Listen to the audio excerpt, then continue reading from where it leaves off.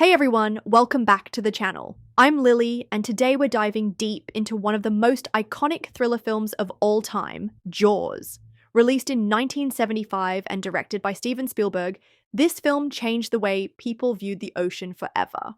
Starring Roy Scheider, Robert Shaw, and Richard Dreyfuss, Jaws follows a small beach town as it's terrorized by a massive great white shark. This wasn't a sequel to anything, it was a completely original blockbuster that set the standard for modern summer movies. The movie takes place in the small coastal town of Amity Island, an idyllic summer getaway that thrives on tourism.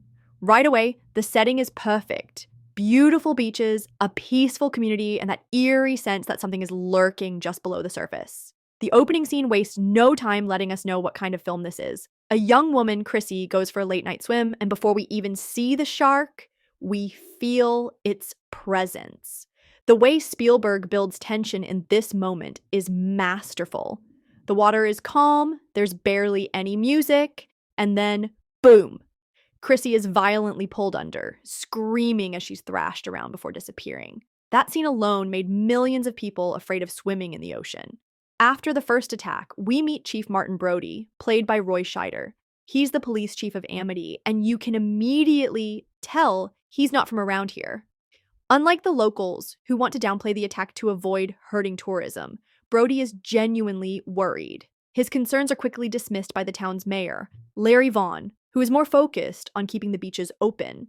This dynamic sets up one of the film's biggest conflicts, not just man versus shark, but logic versus greed. It's honestly frustrating to watch Brody get ignored at every turn, and it makes you wonder how often this kind of thing happens in real life. One of the best scenes in the movie happens when the shark makes its first full attack at the crowded beach.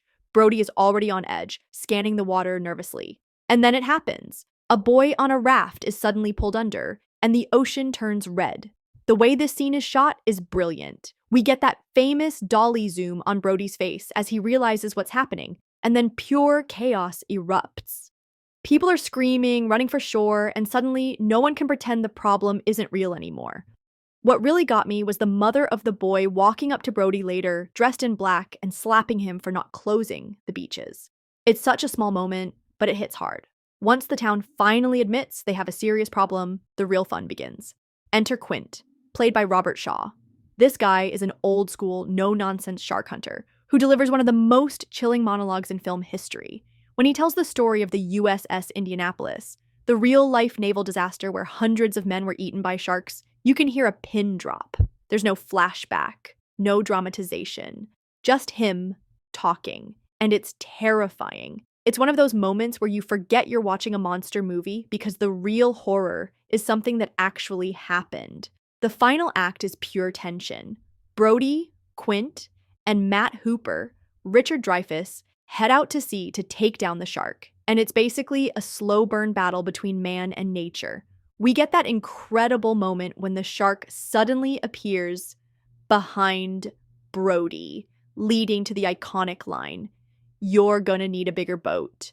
From there, things escalate fast. The shark proves to be way stronger than expected, tearing apart their boat and forcing them into a desperate fight for survival.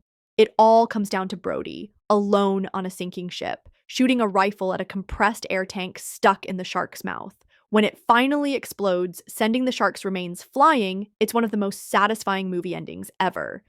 At its core, Jaws is about fear, both the fear of the unknown and the fear of being powerless. The shark itself is rarely seen in full, which makes it even scarier. Spielberg knew that sometimes what you don't see is more terrifying than what you do. This film plays on primal fears in a way that few movies ever have. Another major theme is human arrogance. The town refuses to acknowledge the danger because they don't want to hurt business, and Quint underestimates the shark because of his own ego. Both decisions lead to disaster. The movie constantly reminds us that nature doesn't care about our plans, our money, or our pride. It will win if we're not careful. There's also an interesting class divide in the film. Brody is an outsider who wants to do the right thing, but he's ignored by the town's elite. Hooper, the marine biologist, comes from money and is dismissed as a rich kid who doesn't belong. Meanwhile, Quint is a working-class fisherman with years of experience, but he refuses to listen to anyone else's advice. The way these three characters clash and ultimately come together is a big part of what makes the movie work. And of course, Jaws is a classic man versus nature story. The shark isn't evil, it's just doing what sharks do. It doesn't have a personal vendetta against Amity, it's just a predator in its element. But humans, being humans, turn it into something bigger. And in the end, it's their own stubbornness that causes so much destruction. Jaws was a game changer.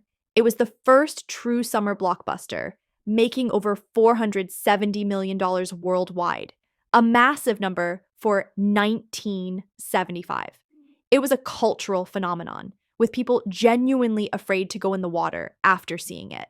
It also made Steven Spielberg a household name and proved that big-budget thrillers could dominate the box office. Critically, the movie was praised for its suspense, acting, and groundbreaking use of practical effects.